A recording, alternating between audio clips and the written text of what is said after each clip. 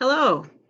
It's past time to record a Zoom meeting, not a Zoom meeting, excuse me, a lecture on Zoom, so that I can try to share the screen about the 1920s. And you have a couple of questions maybe about the 1920s, about the writers. Let's see, explain how 1920s changed American society politically, socially, and economically. That's a big question.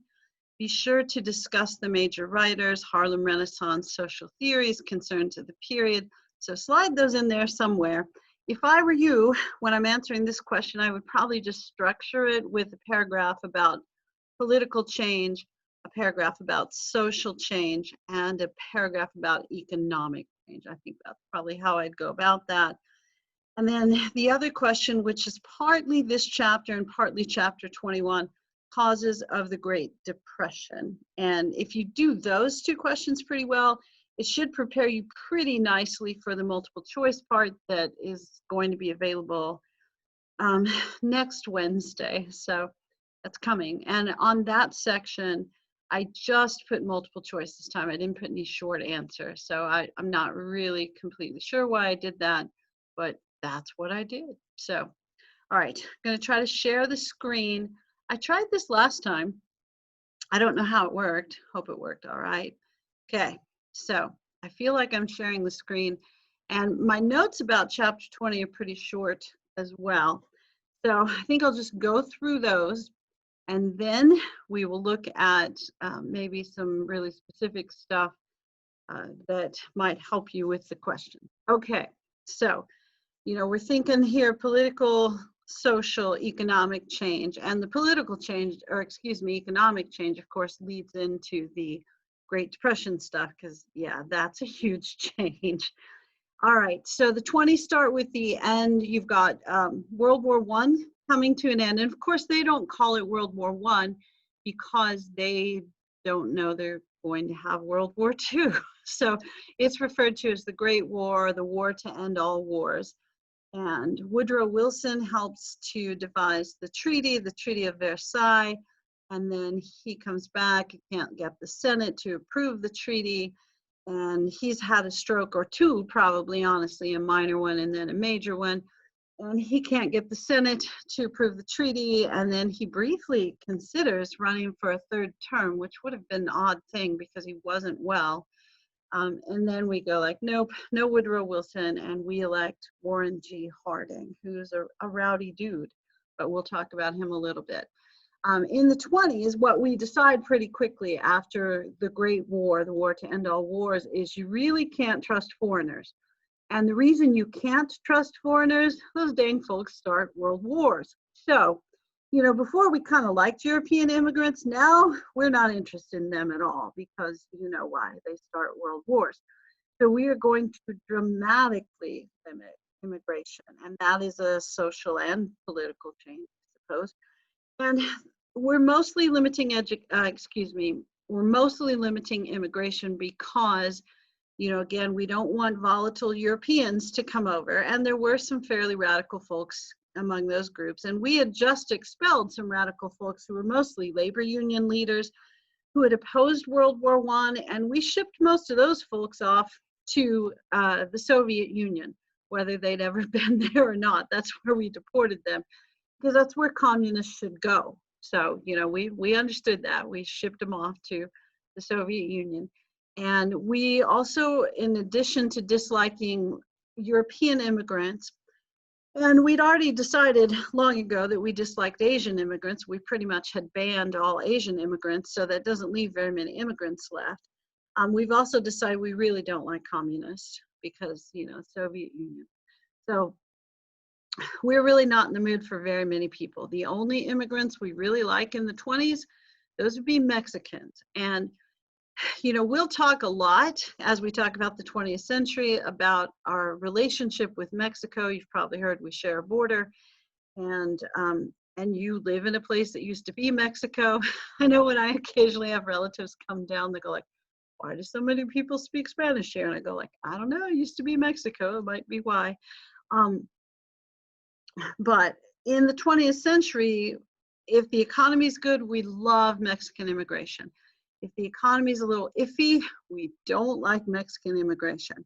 So in the 20s, the economy for most of the 20s is very good. So we love Mexican immigration. It's like, please come over. We're glad to have you. More people, please. Yes. Okay.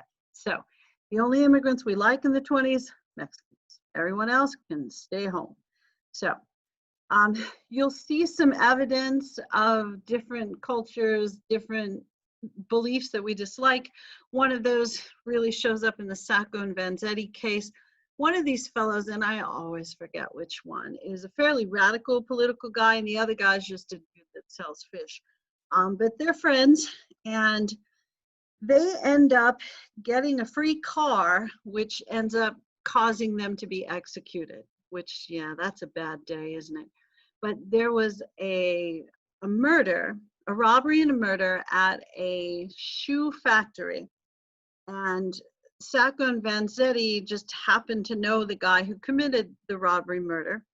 And he decided, rather than being prosecuted, you know, before anybody figured out he was the guy that did it, he was going to go back to Italy. So before he went back to Italy, he said, hey, Sacco and Vanzetti, I've got this car. I'm not going to need it anymore. So I'm going back to Italy. So you guys want my car? And they said, sure. And so they took the car. And then at some point, the police figured out that that car was somehow involved in the robbery murder, searched it, and found the murder weapon. Now, it's way too early for DNA. So they're not going to do a DNA check or anything, but they arrest them and they get an anti-immigrant judge who essentially says, let's hurry up and convict these darn Italians and get it over with. And what they end up getting convicted of murder, even though they are later able to prove that the police paid people to testify against them and also planted evidence. And they made an appeal, which was unsuccessful. And the book mentions this fellow, or I do, I can't remember, it could be both, Felix Frankfurter, which is a really cool name, who's an Austrian immigrant and a co-founder of the ACLU, American Civil Liberties Union. And he'll write a very long article in a magazine, called The Atlantic, that explains 4 pages why we should not execute Sacco and Vanzetti. And their appeal falls through, and we go ahead and execute them anyway, even though we had lots of evidence that their conviction was at best inappropriate and, you know, at worst murder. But, and there were protests all over the world for this, but we just didn't care because we were in the mood, because just a bunch of rowdy, radical, anarchist foreigners just causing trouble in the United States. So public opinion in the United States was definitely against them. Other stuff that we want to pay attention to, the automobile, any culture surrounding the automobile is hugely important. The idea of mass production, moving assembly line is really perfected at the River Rouge plant in Michigan. And Ford's goal is to make a democratized automobile, so one that everyone could afford to buy. And he does a pretty good job of that. And because they're really good at this mass production, they're also really cheap. And he also wants to make sure that his employees can afford to buy them. So everything surrounding the car also becomes really important economically. So we get restaurants. You know, before, if you had to walk to a restaurant, you probably didn't go that often. We start to build roads in larger numbers. It's too early for interstate highways, that's coming later, but much better roads. Glass, rubber, steel, anything related to the production of automobiles, and also young people gaining some independence, kind of an independent teen culture. Most families that were middle class or above were able to purchase a car. So it was pretty common for a family to have a one car. And it was kind of a one car thing. The 50s is when you become more of a 2-car thing. Anything not related to cars probably isn't doing as well. And anything related to agriculture is really suffering in the 20s, even when the rest of the economy is booming. So the book will mention food and textile industry is really suffering. And that's in part because they had ramped up to produce for the countries in World War I, the Great War, war to end all wars, that couldn't produce things for themselves. So once those countries get back to production, you know, it's hard to grow stuff when people are bombing you. But once those countries get back into production, the farmers still produce as though they're trying to feed and clothe the entire world, and it makes prices fall. And so that ends up being an enormous problem for farmers. And whatever changes we had made in the progressive era to kind of help workers and you know, give them higher wages, more union power, that sort of stuff, that really goes away in the 20s. And the government and businesses really work in partnership. And you'll hear stuff from, oh, the president that says the goofiest stuff. Yeah, sorry, that's judgmental, isn't it? Calvin Coolidge will say, the man who builds a factory builds a temple, and the man who works there worships there. And he'll also say what's good for General Motors is good for America. So the idea that what's good for business is what's good for the United States really comes into play. If you're looking for workers to gain more rights during this time period, wrong period. So workers' rights are on the decline. Unions are going to lose power to negotiate wages, and they'll start to develop something called yellow dog contracts. And to be honest with you, I don't remember why they called them yellow dog contracts, but I do know what they are. These are contracts when you sign, when you agree to take a job, you also promise not to join a union. And it's much more common for businesses to have conduct codes at work. And in the 20s, we'll also, you know, we've just passed the 19th Amendment so women can vote. So now we're thinking, well, why don't we just make women equal? So they proposed the Equal Rights Amendment, which essentially says that you cannot be discriminated upon by, you cannot be discriminated against upon the basis of sex. But that doesn't pass. We'll try that 3 times. We're kind of 0 for 3, but we'll eventually just decide, I guess the 14th Amendment is enough. But women do become a little more out there culturally. You get flappers, which is the women like after high school, before they get married. So college age women essentially, who are more likely to be festive, wear shorter skirts, go to dance clubs, drink, wear makeup, smoke, talk about sex, maybe even have sex before they're married. And if you look at statistics, self-reported statistics from that time, you'll notice that the numbers of people who say that they are sexually active before they're married more than double. But, you know, it's the 20s. So it probably means like from 6 to 12%. So the percentages are still pretty small, but the increase is pretty large, if that makes any sense. Once you're married, you're done flapping. You're back to business and you're raising kids, and you don't necessarily have a career. You might still have a job, but a career is not really a woman thing. So most women, fairly conservative. They may have a little wild period before they get married. And you'll probably understand from your study of history that that wild period is only possible if you have a little bit of money and you don't have to help support your extended family. So that flapper thing, that's going to be a middle class thing. And it may or may not be a wealthy woman thing. I know you've probably read Gatsby, and that's definitely a wealthy person story. But upper middle class for sure, for flappers. Business of America is business, and the Wall Street Journal says never before has a government been so completely fused with business.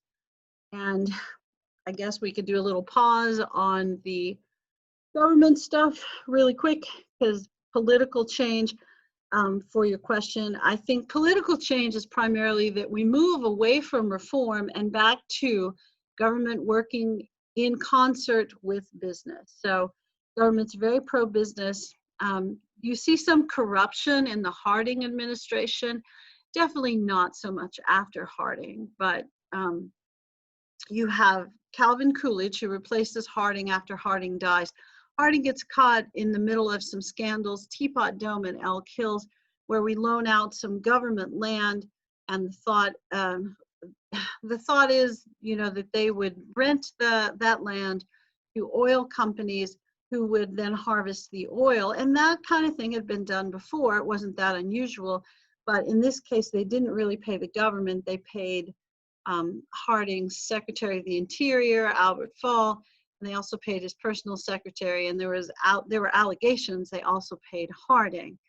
When all those things came to the forefront, Harding dies, probably a heart attack or stroke. There's some theories it could have been something else, but probably one of those two things. And then Calvin Coolidge, who's just incredibly honest, straightforward kind of guy, takes his place and finishes his term and is president through 1928. So he gets one term of his own, thinks about running for a second one, but wants people to beg him to run. They don't necessarily. So then the guy who runs after Calvin Coolidge, so you have Warren Harding, then Calvin Coolidge, who was Harding's VP, so he finishes Harding's term, then gets one of his own, and then the guy who finishes up the decade is Herbert Hoover. And Herbert Hoover had been the Secretary of Commerce for both Harding and Coolidge. So we thought he was like I was around back then, but the United States saw him as the guy responsible for the prosperity of the 20s. We also associated the prosperity of the 20s with the Republican Party because all of those presidents that we just mentioned, Harding, Coolidge, Hoover, were Republicans. So money, prosperity equals Republicans during this time period. Now, when the stock market crashes, then we start to associate that with Republicans, which will mean we'll have Democrats in office for quite a while. Definitely the economic policy during this time period you would consider laissez-faire, which is leave it alone. So the government really, really stays out of business.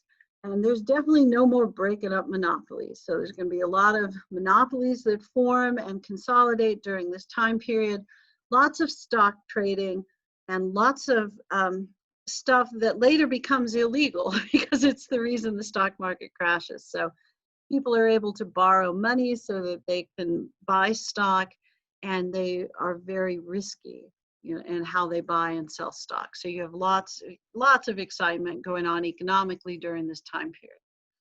All right, so back to going through stuff in order, perhaps. As far as foreign policy, yeah, colonialism's the thing. So we're taking over places in the world that will help us control oil reserves. So oil in the Middle East and Latin America we're starting to really focus much more on the use of petroleum in our economy because of the rise of the automobile. And we're also going to make sure through that Schenck case that people's freedom of speech is fairly limited. Now, that's the case, the Schenck case. There were people who opposed World War I, Great War, war to end all wars, and protested against the draft. So they told people don't register for the draft, don't carry your draft card around. The last chapter talked a little about slacker raids, that kind of stuff. Most of these guys were also affiliated with that industrial workers of the world. These guys get prosecuted for interfering with the war effort and espionage and sedition acts. And then what ends up happening is they're convicted of these things. They say they should have a freedom of speech, so they end up appealing their convictions, and their case ends up at the Supreme Court. And the Supreme Court says that if your speech represents a clear and present danger, then your speech is not protected. And it's sort of the same as falsely shouting fire in a crowded theater. So your freedom of speech is pretty severely limited during this time period. And if we think that you might be a communist or some sort of radical, there's going to be problems for you for a little while. And the book will also talk about how we really dislike communists right after World War I, and we had the first Red Scare, which was pretty brief. It ends in 1920, but we don't like communists. They're evil and godless. We'll dislike them more later. We do like God a lot in the 20s. So fundamentalism, the belief in the literal, a literal belief in the Bible is very big during this time period. So if the Bible says that the sun stood still for 24 hours, then the sun stood still. Or if creation took 7 days, then creation took 7 days. So an adherence to the literal belief of the Bible. And this is where you have the issue with the Scopes monkey trial, where the state of Tennessee, and I know that I think I talked about that in a Zoom meeting, but the state of Tennessee passes a law that says you can't teach evolution, and this fellow Scopes is kind of asked to violate that law, which he does, the Butler Law, and then he ends up being prosecuted and convicted for teaching evolution. He gets fined, but then not fined, and they take it back. But it does lead to a big public discussion of science versus religion. And what you'll also notice is Protestant Christianity is kind of on the rise because Catholic Christianity comes from those crazy European immigrants that cause problems. So people start to be more concerned about Catholics, especially in the Northeast. Now, if you're from the Southwest and have always lived here, this probably makes absolutely no sense to you that people are scared of Catholics because, come on, it's Texas, we have Catholics and it doesn't bother us at all. But in the Northeast, they were seen as maybe too loyal to the Pope and too loyal to their church and not loyal to the United States. Plus, Catholics like to drink so much, they even do it at church. So, when they take the Eucharist or Holy Communion, they don't have the grape juice like the nice Baptists do. They have actual wine.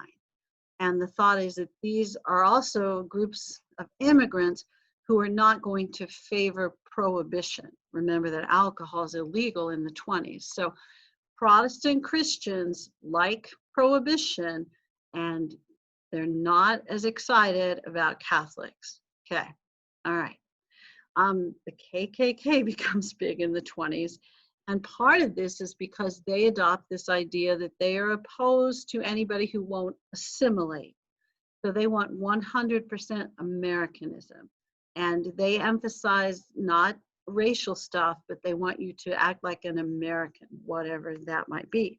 Now, what they thought that was anti-communist and pro-Christianity, especially, well, not especially, only Protestant Christianity. So anti-communist Protestant Christianity, and they're not real fans of Jews either, which is why I threw in the discussion of Leo Frank, who's a Jewish guy who lived in Atlanta, who gets accused of a crime he didn't convict, or gets convicted of a crime that, no, let me try again. Gets accused of a crime that he didn't do. He gets acquitted, and before they let him out of jail, the jailers allow a lynch mob to come in and take him out and kill him. And they sing songs about it, and it's really weird and creepy. And this is also a pushback against feminism and a pushback against that flapper culture, which is seen as just too liberal. Now, African Americans, you're going to see changes for African Americans through the NAACP and the Niagara Movement. W.E.B. Du Bois, who's the head of he writes The Crisis, the newsletter of the NAACP. And there's going to be a push for equality on every level. And you'll start to see the legal part of the NAACP begin to push for educational equality, for a reversal of Plessy versus Ferguson. Now, this is a really long project. This is going to take them about 30 years, but they do start this in the 20s with pushing for equal education in graduate schools. They'll start with law schools and then eventually move to medical schools, nursing schools, all graduate schools, all colleges, and then eventually all schools. But again, 30-year project, so it takes a while. But you'll see an anti-lynching campaign that becomes bigger during this time period. And the NAACP also sponsors the Harlem Renaissance. And you've got the list of folks who are involved in that. Probably, I don't know, your generation, are you all the same age? You probably are pretty close. Louis Armstrong, who you've probably heard him more as the guy who sings What a Wonderful World. He's got that gravelly singing voice. And it's in some Disney movie. I don't know. My students told me last semester. I just don't remember. He's also a really famous jazz trumpeter. County Cullen, who does kind of this participatory poetry. If you've ever been to a more traditional African American church where they do the call and respond kind of sermons, the poetry is sort of like that. And then Bessie Smith, I mentioned her in the Zoom lecture, super famous singer and highest paid singer of all, and in the 20s. And Langston Hughes, my favorite poet, mostly because he's from my hometown, but he got out as quickly as he could, which is a good thing for him. Yeah, I got out too, but not for the same reasons as Langston Hughes. Segregation ended up kind of increasing in some weird way at a place called the Cotton Club. The Cotton Club was a really important jazz club in Harlem, and because jazz became really prominent in part because of the Harlem Renaissance, white folks in New York City wanted to go listen to it, and so they had to start segregating the days when white folks would go listen to jazz. So only on the stage, of course, people were there, but then after that, not so much. So interesting that the Harlem Renaissance helped bring a little bit of segregation into Harlem, which is strange. All right, I will stop sharing for just a moment on the screen. There you can see my face. Yay for my face. Okay, other stuff that maybe we should mention really quick. So when you're talking about that question, explain how the 20s changed America politically, socially, economically. Talk about how politically, how we just went to all Republicans, and I would mention the presidents if I were you, and mention that business and politics, business and government work together, and that there really was no more protection of workers. It's not that they went back and said, oh, let's make the workplace dangerous again. It's just they didn't, there's no minimum wage. They don't get rid of child labor. That's going to continue through the 1930s. And they don't break up any more monopolies. So there's very little regulation of business, and there's really no regulation of banking, which is how you end up with the economic issue that you're going to have. Socially, you'll want to talk about flappers, Harlem Renaissance. And if you've ever had an American literature class, your teachers loved the 20s, because this is Hemingway and Fitzgerald and Gertrude Stein and all these idealistic folks who end up just moving to France because they think the United States kind of craps out during this time period.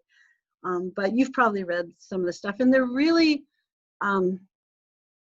denigrating or criticizing, I guess is a better word, the materialism of the 1920s, even though all of them were fairly wealthy, but okay. And then economically, I would talk about how industries related to the automobile are really important and big, how there's very little regulation of banking, and it's going to lead to lots of people investing in the stock market and being able to borrow money to do that.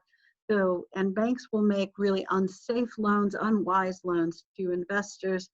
And then when the stock market crashes in 1929, which honestly isn't discussed very much in this chapter, but you'll see it more in chapter 21 about the Great Depression. But when the stock market crashes, they are unable to pay back those loans, and the banks lose that money because banks aren't insured yet. So it leads to a really dramatic economic failure. But during the 20s, man, we're living large. It's a really big shopping decade. Advertising becomes super important, and advertisers and magazines will work really hard to convince you to buy all kinds of things that you don't need, like those boxes of cereal back there, which apparently I don't need because they're there every time I make a video. All right, and that second question, causes of the Great Depression, you'll see more of that honestly in chapter 21, but what you see is in 20 is that the government really doesn't regulate industry at all. And you've probably noticed from your other history classes that during this time period, the Depression is not just a US thing, it's an international issue. And our politics during this time period, we are very isolationist and we start to add protective tariffs. So the only thing we really want to do with other countries is trade with them. So we want to stay out of their business. We want them to stay out of our business, and we just want to sell stuff and sometimes buy stuff, but mostly sell stuff because we're a pretty important manufacturing nation during this time period. And that will only increase and improve until about the time I'm born. It has nothing to do with me being born, but that's when you start to see the decline of our production. So, all right, I feel like I've probably talked for a very long time, but I'm going to stop here in just a minute. So remember, changes for women during this time period too. Women get the right to vote. You see them being a little bit wild in their late teens, early 20s, but mostly fairly conservative. There's a discussion of equal rights for women, the Equal Rights Amendment, but we don't get that. Also, if you look at feminist history, this may not be the best time for it, but there are lots of people who are super excited that women are voting because they're primarily white women. And the thought is these white women's votes will counteract the bad votes of those crazy immigrant men who eventually get the right to vote. I guess no one thought immigrant women would vote, but there's a lot of discussion about how it's good for white women to vote to negate some of the influence of those crazy, especially European immigrants, you know, from those countries where they start world wars. All right, I'm going to stop now. I hope you have a lovely afternoon, evening, morning, whichever it is for you. And that's it. All right, thank you. Be sure in the email if you have questions. Bye.